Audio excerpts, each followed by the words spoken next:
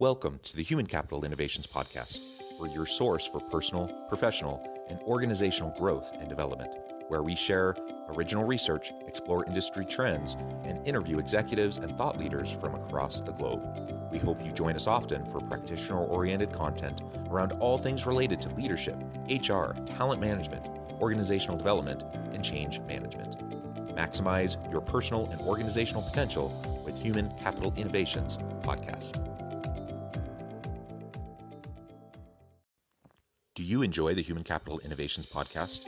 Please subscribe, leave a review, comment, share, and consider supporting the podcast on Patreon, even at the producer and sponsorship levels.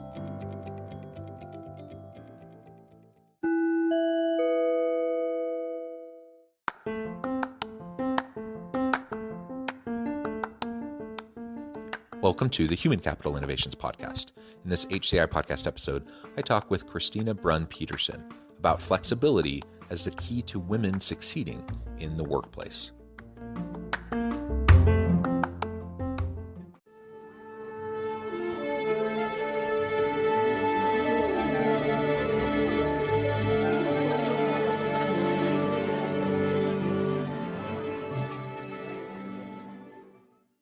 Christina Brunn-Peterson, welcome to the Human Capital Innovations Podcast.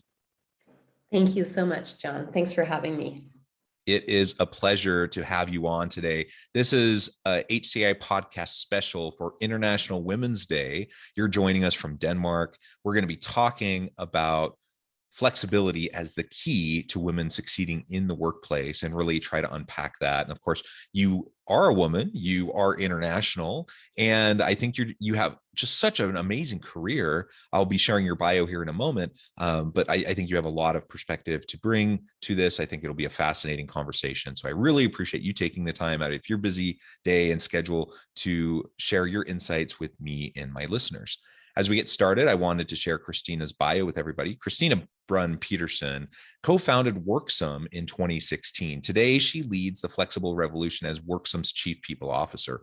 Her focus is on creating and delivering both flexible and supportive and inclusive environment for employees and a best-in-class hiring experience for candidates. As a thought leader and change maker for the global HR community, Christina is passionate about making the future of work a reality. To do so, she believes in supporting four fundamental initiatives at work: a people-first company culture that is inclusive, authentic, and sustainable; trust and strength-based leadership; a flexible workplace that fosters agility and autonomy; and innovation driven by diversity and inclusion. I think all four of those areas are fantastic, super important. We need to be spending more time and attention on each of those. And it makes sense as the Chief People Officer that those would be areas of your focus. Anything else you would like to share with listeners by way of your background or personal context before we really dive on into the conversation? No, well, I think it really sums it up, right? To really essentially be able to support people in maximizing professional potentials. And this is definitely what we're really trying to do at Worksome, to have, this organizational trust installed everywhere in order for people to shine and really be able to take ownership and maximize on their strengths. Yeah, that's perfect. And maybe can you tell us a little bit about Worksome? I haven't really introduced that. You co-founded it in 2016. What is Worksome? What are you doing? And then we can get into more of the specific topic for today. Yeah, so Worksome is basically the home for your contingent workforce. And what we really want is to make work better by giving people and businesses ultimate freedom to work in the most flexible way possible with zero friction. So this is our, key driver for building this business. And we founded Worksome to be the first end-to-end solution for managing a contingent workforce, connecting companies and freelance top talent all over the world in an easy and compliant way. So we really believe in a future where careers are driven by meaningful work and flexibility. So this is definitely the mission we're on. Yeah, I love it. And that's the reality that we're in. You talk about making the future of work a reality. The reality is we're in the future of work. We're much further along than I think many people thought we would be, a few years ago, pre-pandemic. The pandemic has really accelerated us into this future, and the contingent workforce, the distributed workforce, the geographical barriers to how we hire and engage with our workforce, those have been broken down, and we've learned over the last couple of years how to really engage more effectively with distributed teams. So we need to, really get into this. We can't just put it off. The future of work is now. It's Yeah. only going to continue in this trajectory. And so all of that is super important. I think you bring that perspective to the table, which is really, really valuable. The other piece of this, and you talked about flexibility. So WorkSome, you're all about flexibility, doing it in a compliant way, obviously, but granting more flexibility for workers, flexibility for organizations.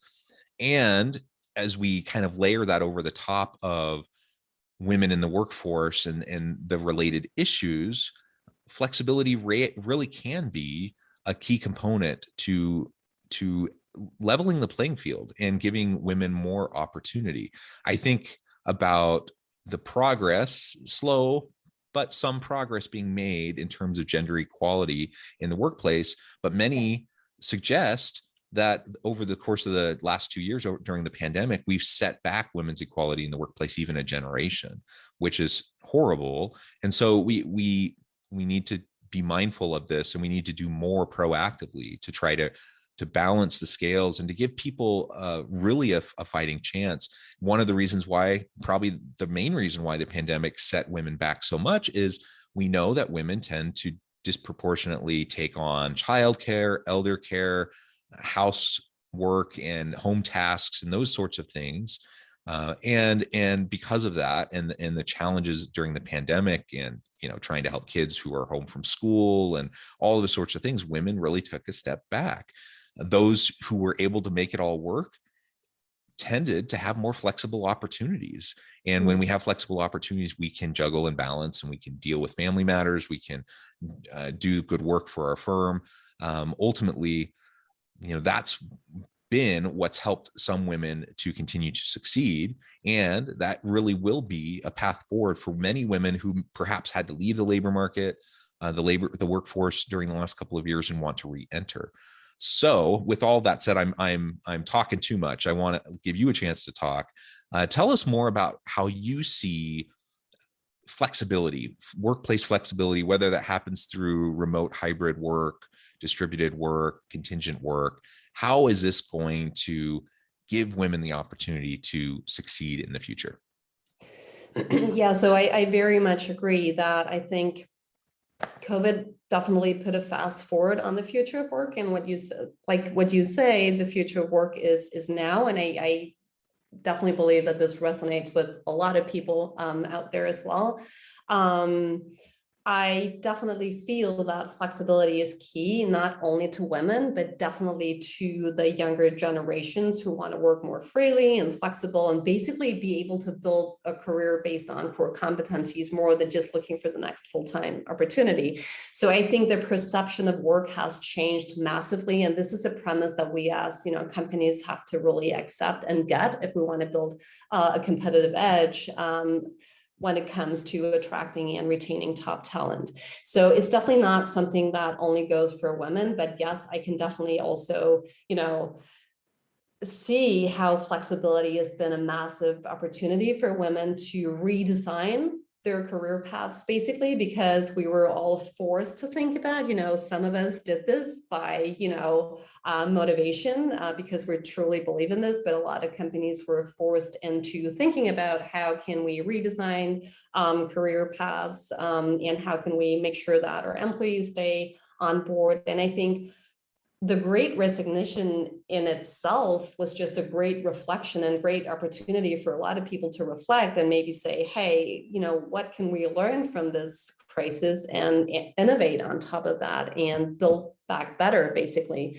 And that's also why I really see that the bargaining power has shifted, and a lot of employees today, are concerned with different kind of benefits and perks and really want to, have a lot of concerns about the culture and really see this as key drivers and elements for them to take on their next opportunity. But so flexibility should definitely be part of the fundamental building blocks when you design your organizational structures as a company, if you want to stay competitive in the long run, in this war for talent, right? Yeah, absolutely. And you're right. This isn't just something that's going to be helpful to women. We know that so many people really appreciate the autonomy, the flexibility to work in a way that makes sense for them at a time that makes sense for them, for organizations that they're really passionate about, whether or not they live anywhere close to where the physical location is or the headquarters is for that organization. And younger workers in particular, like you said, they're just really craving this. They're demanding it, and if they're not getting it, they're going somewhere else. Exactly. And so, with all of that said, there really has been. We've already started to see how greater levels of flexibility have a disproportionate positive impact on women, especially women who have previously been negatively impacted and had to deal with inequities due to the imbalance in home care, childcare, all of those sorts of things. I've done a good amount of research in this area myself, primary academic research. On the one hand, it's positive because it shows us a path forward.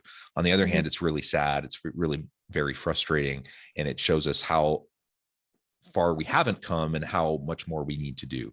And so if we can, as organizations, try to think through and really critically consider the policies, practices, the norms that exist within our organization, what needs to be there and what just exists as a relic of the past. And in many cases, work was designed for straight white men, 50, 60 years ago. Which of those elements are actually essential? And I think most of what we're going to find is most of them just aren't. And so we can start to rethink, we can start to redesign, and that will, in and of itself, as we break down the systems of inequality, it'll provide more opportunity.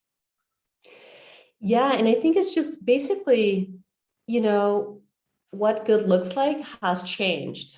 And now we have to understand how to incorporate, a mindset based on diversity inclusion from the very beginning, and really, allow this to act as a key business driver for, our companies. And I think that's basically where it all starts, to not focusing on the metrics, but seeing diversity in a more holistic perspective and make sure that it's incorporated in all aspects of your company. Make sure that it's not only diversity, in gender or race, and but also allowing diversity of thought, and really make sure that you create that sense of belonging for everyone in the company, and make sure that people feel valued for what they bring to the table, not despite differences, but because of differences, basically, and putting them into play and make this, turning it into an innovation driver for your business.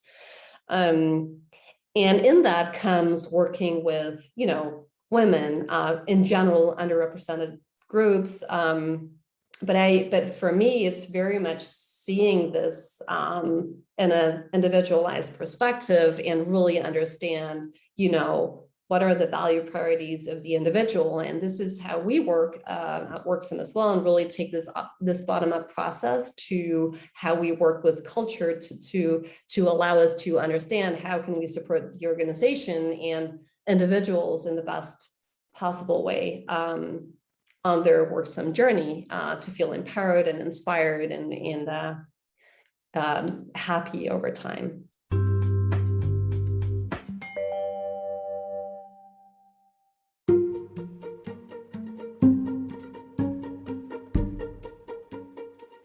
Welcome to the Human Capital Innovations Academy. Courses, micro-credentials, and certificates to upskill and reskill for the future of work. All HCI Academy courses, micro-credentials, and certificates are designed, developed, and delivered by award-winning and internationally renowned scholars, educators, thought leaders, executives, and practitioners. Our courses, micro-credentials, and certificates will help you make your mark on the future of work and make an immediate impact in your organizations. Check out the HCI Academy and our many course offerings and certificates to upskill and reskill for the future of work.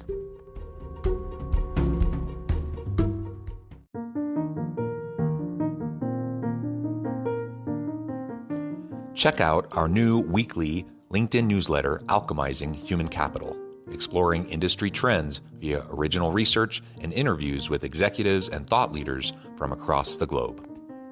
We look forward to having you join us.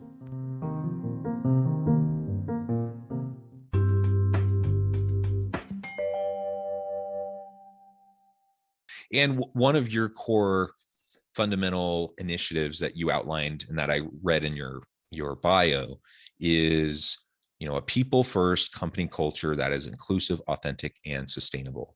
I love that. I think it's amazing. I'm all for people-centric organizations, human first organizations. And if we have that as an espoused value within our organization, it's aspirational. Chances are we're not there yet. Chances are, we have a lot of work to do.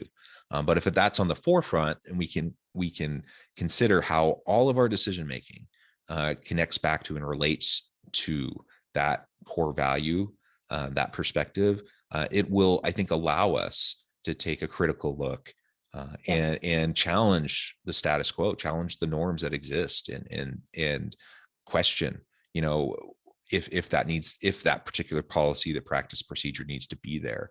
And when I think of authenticity, for example, how many women for generations have had to kind of check who they are at the door when they get to work?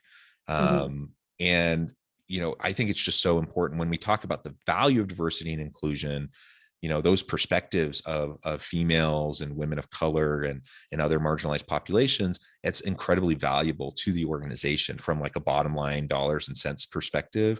But in terms of like helping, someone bring their whole authentic self to the workplace to find meaning and purpose and engagement in their work, how important is that for anybody? But in this case, we're specifically talking about women. How important is it for them to be able to come? And I mean, we can't just compartmentalize every aspect of our life. And if I'm a woman and I have children, say during the pandemic, who are having to do schooling from home, and I'm trying to juggle, work, life, family, community, like all these different things. And then I'm like somehow expected to just check everything that makes like most of who I am, check that at the door, and then just come to the workplace and not think about or have any of that bleed in. It's silly. It's nonsense.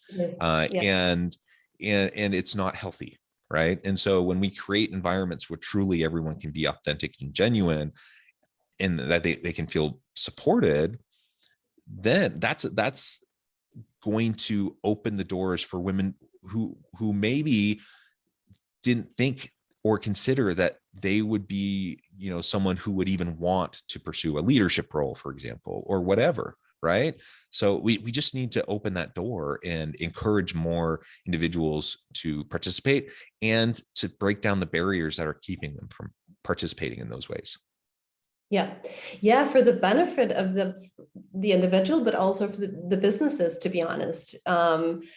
Because I think when you have a high degree of authenticity, you're just a better you.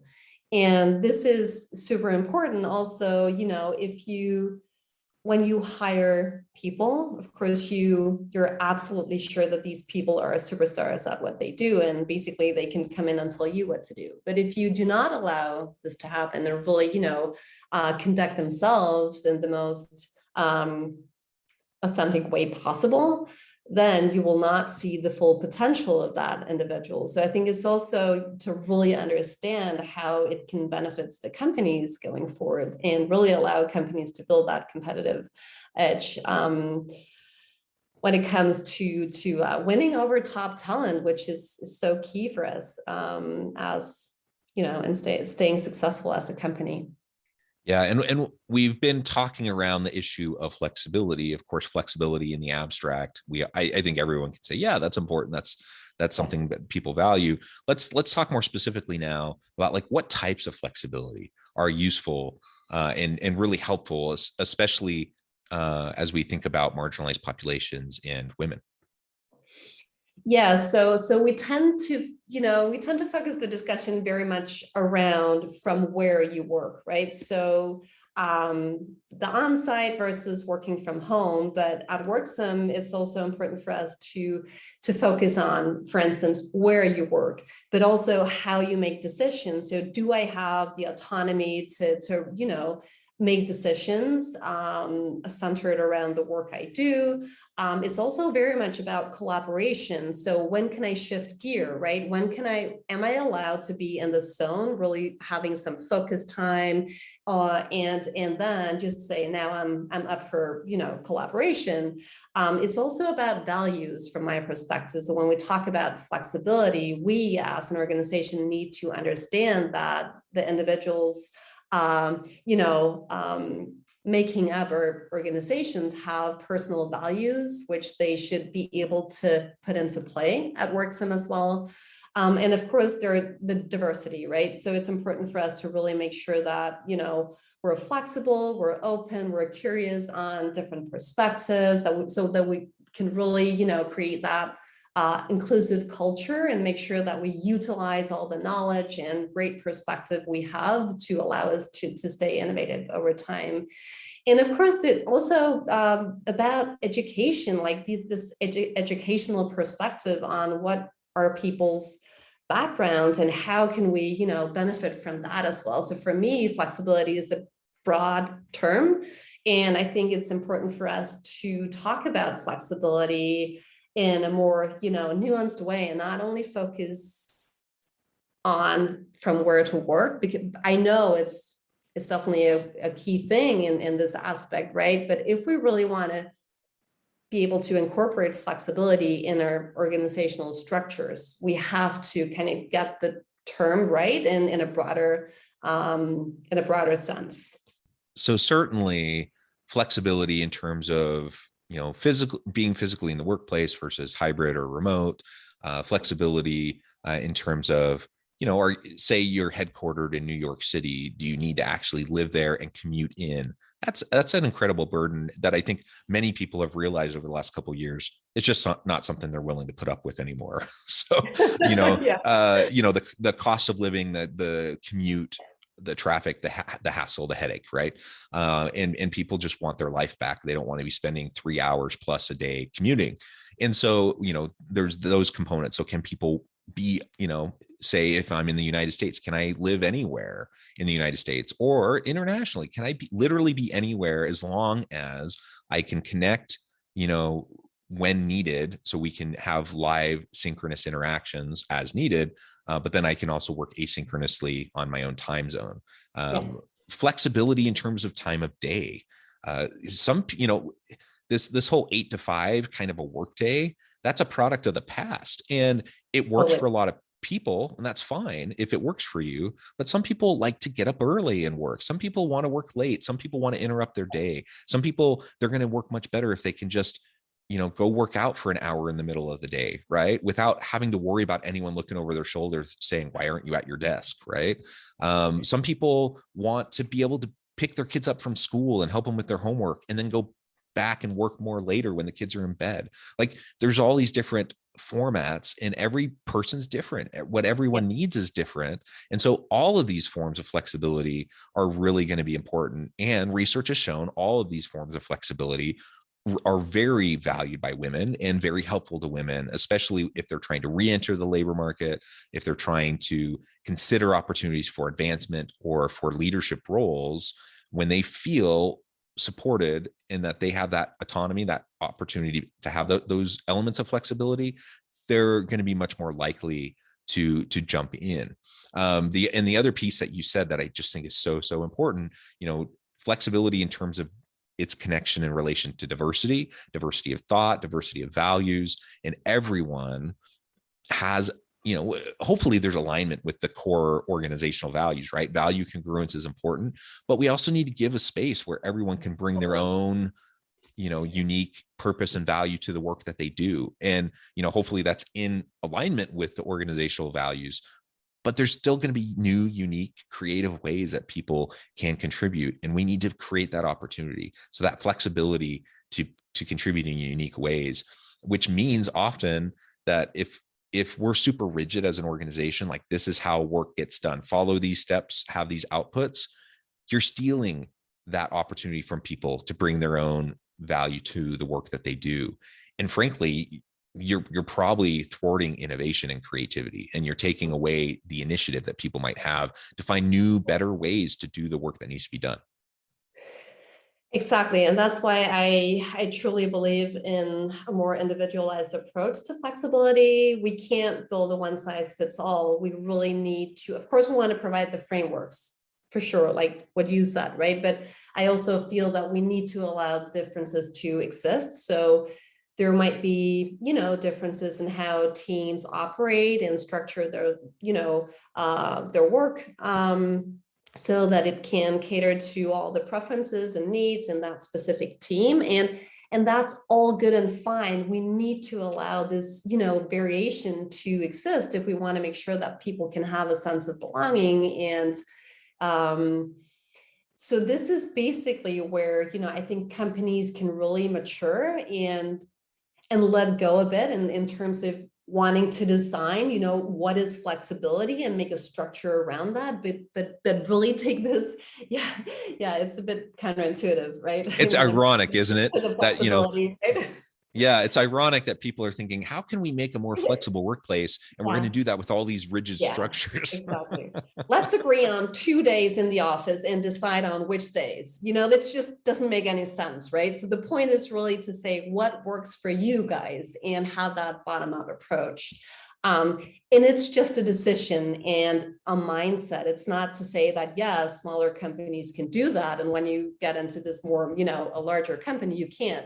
It's basically a decision on how you want to, design your structures around flexibility and really accept the premise that flexibility is, key and should be part of, what you build on as a company going forward. Yeah, absolutely. Well said, Christina. It has been a pleasure. I note the time, I'm going to have to let you go. But before we close for today, I just want to give you a chance to share with listeners how they can connect with you, find out more about your work, and then give us a final word on the topic for today. Yeah, so of course, reach out to me on LinkedIn, and also more than welcome to reach out to me on Christina@worksome.com. Just want to say this is really, the future of work is now, and we really need to take this opportunity to build back better and make sure that we do cater to the prevailing preferences and needs in the market. Purpose, flexibility, and values are really what we need to incorporate and understand if we want to be the winners of tomorrow. Well said, Christina. It has been a pleasure. Happy International Women's Day. I encourage listeners to reach out, get connected, find out more about what Christina and her team at Worksome can do for you. And as always, I hope everyone can stay healthy and safe, that you can find meaning and purpose at work each and every day. And I hope you all have a great week.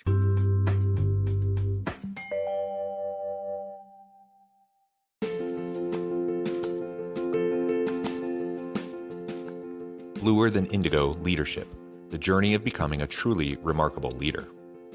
Early in my adult life, I learned about an Asian proverb that translates as bluer than indigo. If you think about the color indigo, it is a brilliant, deep, and vibrant blue, what some would call the bluest of blues. To have something that is bluer than indigo is rare and truly remarkable. Contrary to popular myth, there is no one-size-fits-all or cookie-cutter approach to effective leadership. There is no silver bullet, no secret sauce, no go-to model that will solve all of your problems. The truth is, great leaders have all had their unique strengths and flaws, and have all had to discover and then pave their own distinctive path in their life's journey to fulfill their leadership potential. Bluer Than Indigo Leadership will help you discover your own path and explore those ordinary, everyday actions that will help you respond to an uncertain future and produce extraordinary results for individuals, teams, and organizations.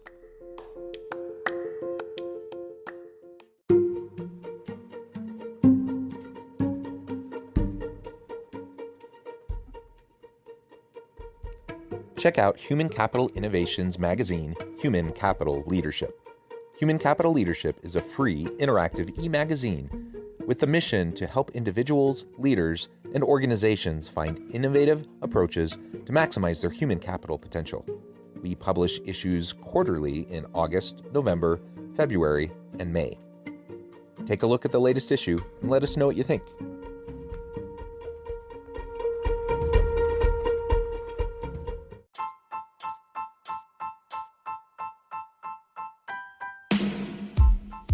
The alchemy of truly remarkable leadership. Ordinary, everyday actions that produce extraordinary results. Consider how the nature of work has shifted over the past 50 years. With increased globalization, rapid technological advancement, and the shift in economic composition, the average job of today looks very different than the average job of 50 years ago. What will the jobs and organizations of tomorrow look like? Moreover, what does this all mean for organizational leaders? What are the core competencies and capabilities of organizations and their leadership that are prepared for continued disruption and geopolitical and socioeconomic shifts? Regardless of what the future holds, increasingly, leaders need to be socially minded, data-driven, decisive, champions of talent, and disruptors of the traditional notions of leadership, teams, organizations, and work. The alchemy of truly remarkable leadership will help you to explore your own leadership competencies and capabilities and consider ways to apply and implement them into your workplace and personal life.